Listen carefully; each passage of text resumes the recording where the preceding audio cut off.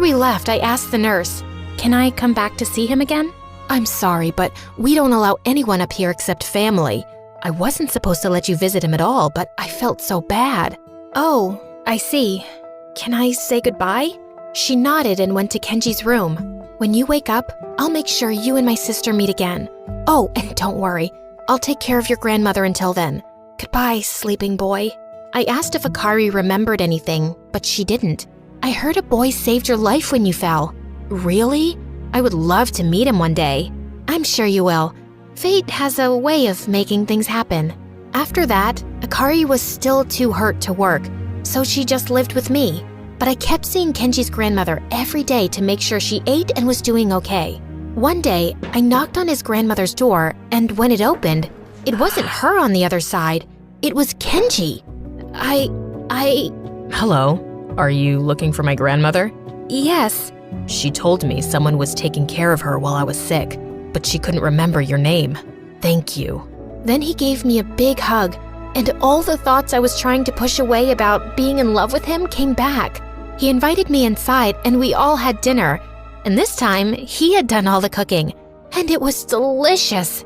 While we sat and ate, I realized all the stories his grandmother had told about him were true. He was kind, sweet, funny.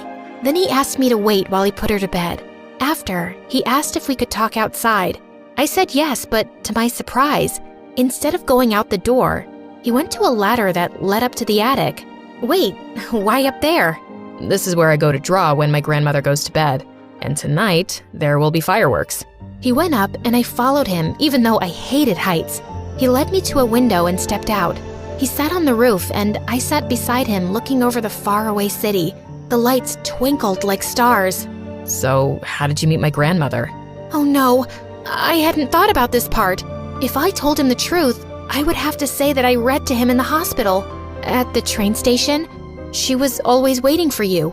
Which wasn't a lie exactly, but now that meant I couldn't even tell him thank you for saving my sister's life. Maybe if I ask him about the accident, it will all come out naturally. But he said he couldn't remember what had happened. I felt so foolish for not telling him the truth just to save myself from a little embarrassment. All he did was be nice to me. I decided I owed him for saving Akari. So even though I would be humiliated and look stupid, I would tell him the truth. But before I could, he said, I kind of remember a little. There was this girl. I think she fell. I was in love with... I know. You know?